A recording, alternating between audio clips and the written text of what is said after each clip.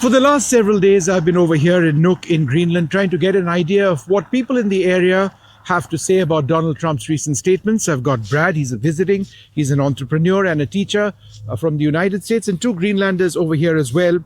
How do you feel about the statements Donald Trump has made in the last couple of weeks? Anger, surprise, how would you define it? I would define it I feel anger and I feel the disappointment, and I was pretty scared as well because we were unsure of what was going to happen. How about you? I feel definitely the same, and I think all of our people feel the same. Yeah. You're from Minnesota, and you were mentioning to me that you see a couple of parallels. Could you explain that? Yes, I mean, the state of Minnesota has received, frankly, unprecedented pressure from the federal government pushed by Donald Trump. And it's been quite shocking to the people of Minnesota. And we've also seen what's happened in Greenland. Yeah. And we feel very shocked also that this is the president of the United States exerting pressures of this kind, both inside the country and outside the country on Greenland. If Trump were to pursue this even now, it would effectively be the end of NATO. I mean, that's what a lot of people say. Would you agree? Yeah, I would agree. He would definitely cross some lines that he were not supposed to. Yeah. And do you believe that Greenland has received enough support from your European partners, countries like Norway, Sweden, Finland, Iceland? Are you happy with that kind of support? Yeah, of course. We are definitely happy with that support because we feel heard, we feel seen. Yeah. Yeah. And what you were telling me a little bit earlier on is that it's about your identity. And you own your identity. The people of Greenland own their identity. And therefore, it's not something that can be bought or negotiated. It's your self-right. Yeah. Could you explain that to me, maybe? Yeah, as you know, or you may know, we have been under the Danish. We have been Danish realm. Yeah, under the Danish realm for a couple of hundreds of years, and we've always felt like we were Greenlanders. We're not felt Danish at all. So yeah. We have a very strong culture and identity, so we wouldn't like to be.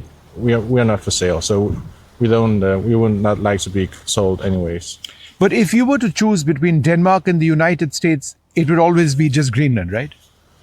Yeah, but at the moment, if we have to choose sides, I would definitely go with Denmark because I believe the relations we have had, even though there's been some bad things going on, we still appreciate the help and the support we have received from the Danish people and Denmark in general. So if we had to choose sides, we would definitely go with Denmark. Yeah.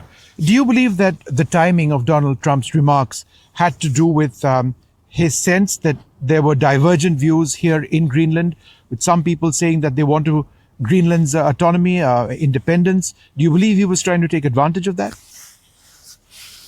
Well, I tend to look at the pattern and not so much of Donald Trump's statements at any given time. And the pattern has been this reduction, in my view, of kind of democratic capacity for speech, judging, and actions. And I've seen that applied to Greenland. It's being applied to Minnesota. It's not ceased in Minnesota. And so I'm pessimistic about, unfortunately for my Greenlandic friends, that this is the end. I hope it is, but I am pessimistic that the pressures will not return. Yeah. You've always had in Greenland a fantastic relationship with America. America has military bases in Greenland. And if they wanted more, it was just a conversation, right, that needed to take place. Yeah, I guess because after the war they left the military bases, and suddenly now they have got a lot of interest for the territory again. Yeah. Yeah. All of a sudden, out of nowhere. Yeah, maybe he found out there are some minerals. In fact, that was my next question. This is a very rich country by way of minerals. Donald Trump also speaks about his missile dome. What is the real reason that Trump has been pushing his Greenland agenda, in your opinion? Well, in my opinion, it's a conservative government. Conservative governments tend to act based on economic and military or police power rather than human services, say education, healthcare, things like that. Those are on the back burner. So it's a lot of economic and military police force directed at places, and that is the movement of this kind of government. So I don't think it's going to cease. We've seen the U.S. Take action against Venezuela. Maduro is now in an American jail. Do you believe that this is part of a process? You know, it's Venezuela yesterday, possibly Greenland in the future. He's also looking at asserting America in Iran, albeit in a different context. Well, yes. I mean, again, my own view of this type of government that we're seeing is it's based on movement. It's constantly moving and it consumes things.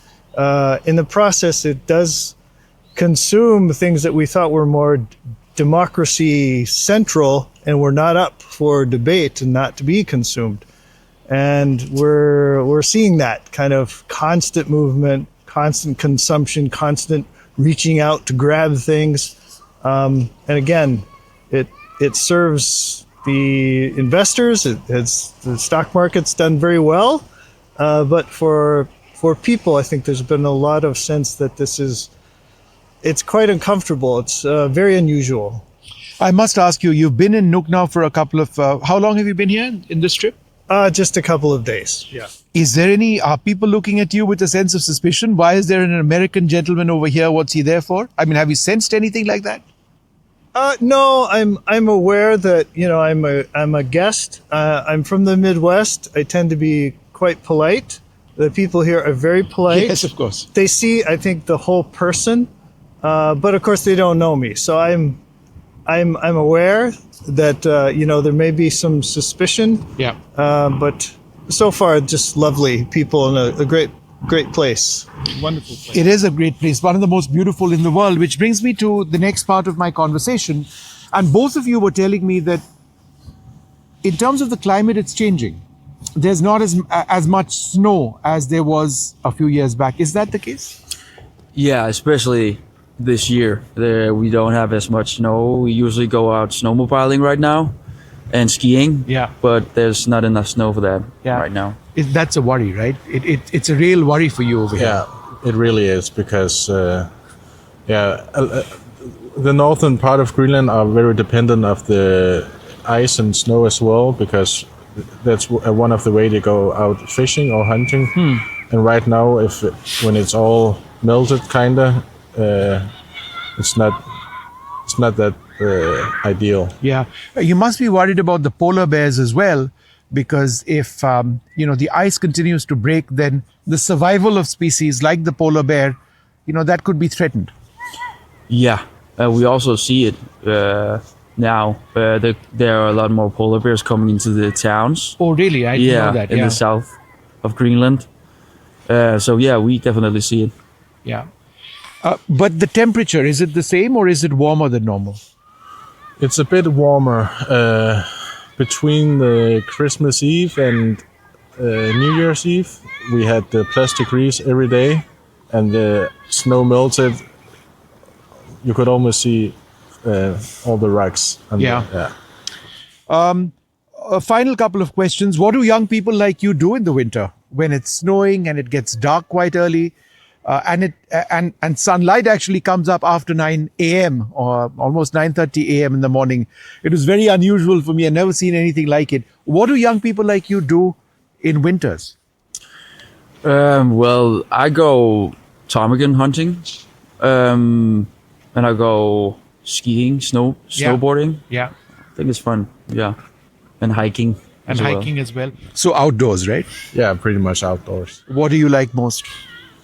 I really like snowmobiling. Yeah. It's you get a whole different thrill out of it. So. Yeah. Fishing is also a favorite pastime of a lot of people here, right? Yeah, it is. I'm a commercial fisherman, so I work on a factory ship. But we also go out on our own small boats. Yeah. That must be quite difficult when you're out, as on commercial operations.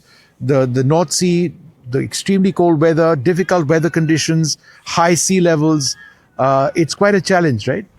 Yeah, it is. Sometimes we just need to wear it out and stay in the storm. Yeah.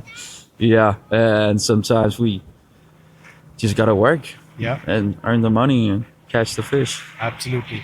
Look, gentlemen, I'd like to thank all of you very much for speaking to us.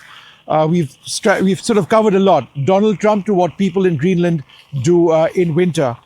But that's for our Indian viewers to give you an idea of what exactly Greenland is all about for the moment.